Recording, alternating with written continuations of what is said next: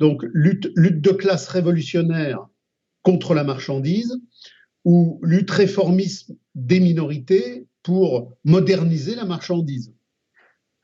Donc là, on a un clivage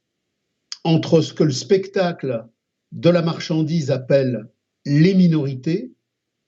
la diversité, la richesse de la diversité, dit même le spectacle marchand, et d'autre part, la tradition radicale du discours communiste intransigeant qui part des classes pour revenir aux classes vers l'abolition des classes. Cette question, si vous voulez, elle est décisive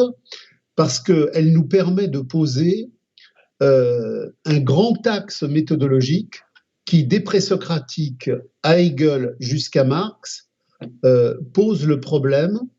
de l'apparence, de l'essence et du concept.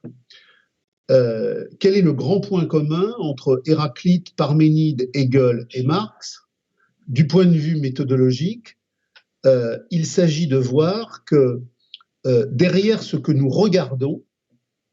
il y a autre chose derrière l'apparaître phénoménal. Phénoménal,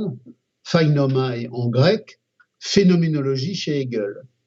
La phénoménologie de l'esprit, c'est le savoir critique de l'expérience subversive du mouvement des forces productives de l'histoire.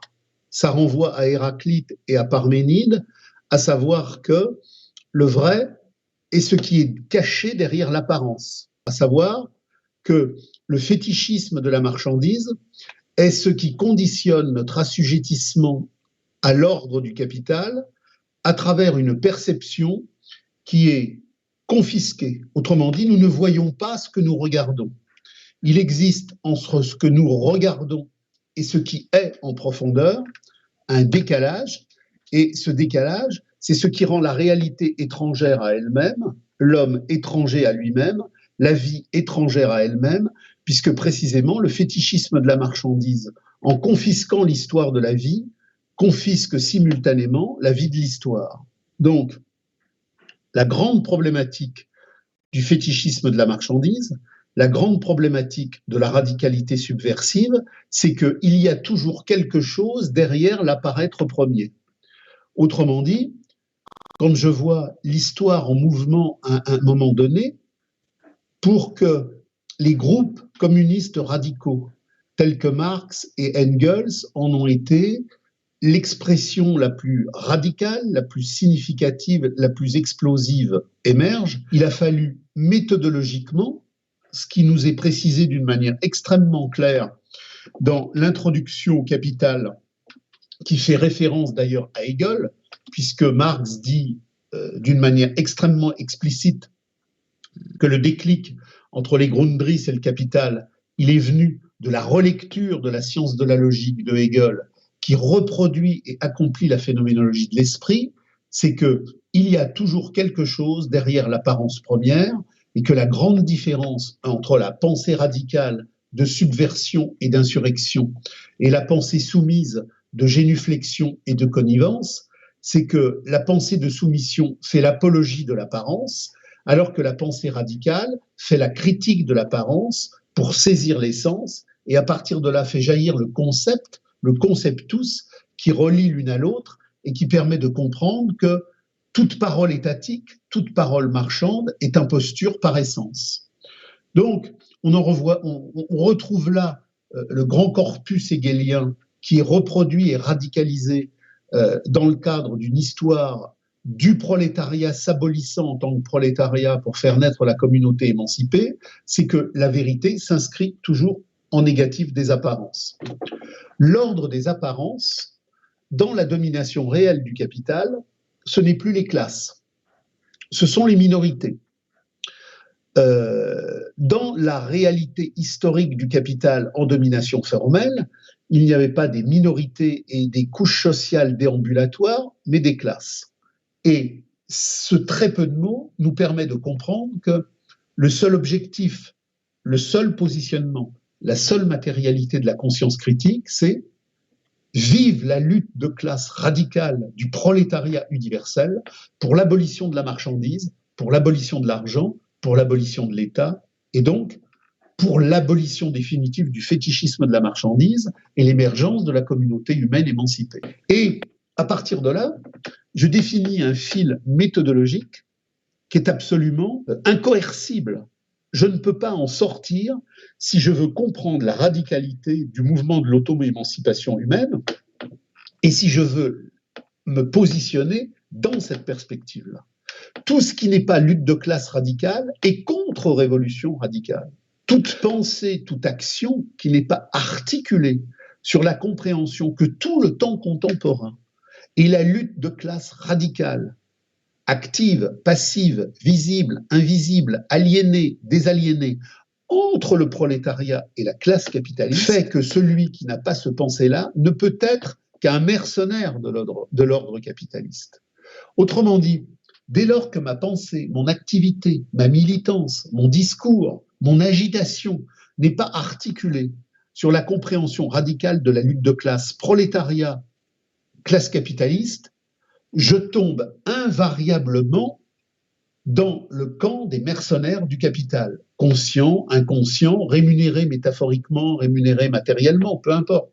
Ce que veut montrer Marx à partir de là, dans la continuité objective, manuscrit de 44, critique du programme de Gotha, le capital, les Grundrisse, c'est que toute pensée qui ne s'articule pas sur la lutte de classe radicale est condamnée à être récupérée par le capital.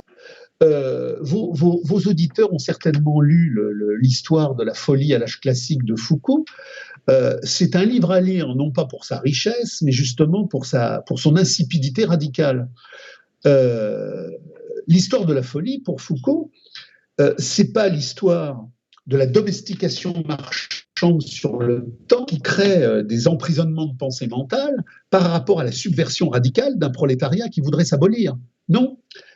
c'est un éloge de la différence. Donc, à partir de toute cette pensée qui émerge dans les années 60, on a effectivement une disparition programmée du prolétariat et de la lutte des classes pour lui voir substituer ce qu'on appelle alors les minorités.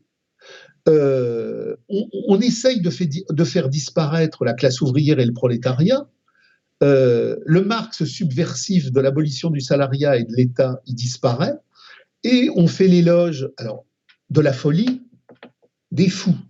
on fait l'éloge des minorités, on fait l'éloge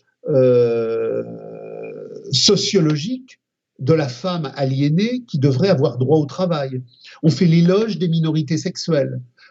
on fait l'éloge de toute une série de catégories qui ne sont pas des classes. Et cet éloge n'est pas anodin, il n'est pas comme ça parachuté par un pur hasard. Il correspond à la modernité réalisée de la dictature absolue de la démocratie du capital qui doit faire disparaître les classes. Qu'est-ce que Marx nous dit dans la fameuse section 7 ? C'est que dans la compréhension radicale de cette lutte de classe prolétariat, classe capitaliste, j'ai le plus gigantesque missile historique en mouvement qui fait péter le système et qui, au moment où la crise terminale du capital va surgir, verra l'intégralité des dispositifs et des agencements aliénatoires de la marchandise en mouvement s'auto-invalider. C'est le moment où la communauté humaine va radicalement se prendre dans sa jouissance, dans sa conscience, dans sa volupté, dans son existence, dans son essence, et en abolissant le capitalisme, faire surgir le communisme universel, c'est-à-dire cette communauté sans aliénation, sans séparation, sans argent et sans État. La domination réelle achevée du capital, c'est le moment où le capital est le plus fort, mais c'est le moment où il est le plus fragile, parce que c'est le moment où la contradiction valorisation-dévalorisation est au summum de son explosivité. Et donc, ce n'est pas un hasard si effectivement les larbins universitaires de la marchandise vont mettre au point des dispositifs d'agencement pour éliminer le danger théorique et pratique de la lutte de classe radicale. Au même moment où tous ces gens-là sont les laudateurs les plus délirants du capitalisme d'État chinois, du capitalisme d'État cubain, du capitalisme d'État vietnamien, ou de tous ces capitalismes d'Afrique qui se sont mis en émergence à travers l'imposture des luttes de décolonisation, qui ont vu une classe capitaliste locale se mettre à la place du capitalisme colonisateur. Il y a une gigantesque mystification internationale qui circule, et il faut surtout faire oublier, on en revient à l'oubli de l'être, Hegel, Héraclite, Parménide, il faut surtout faire oublier l'essentiel, c'est qu'il existe une lutte de classe radicale qui traverse ce monde, et que c'est cette lutte de classe radicale qui peut, et qui à un moment donné fera exploser le monde. Donc, le capital, et bon, vous prenez les derniers clowns de la représentation Terra Nova. Terra Nova vous explique clairement, il n'y a plus de classe ouvrière, maintenant il y a les immigrés, les femmes, les homosexuels. Donc tout ça s'est mis en marche pour substituer à la catégorie de classe, qui est une catégorie radicale qui va nécessairement vers l'abolition de la marchandise, quand le prolétariat s'insurge au moment de la crise terminale du capital, des catégories inoffensives.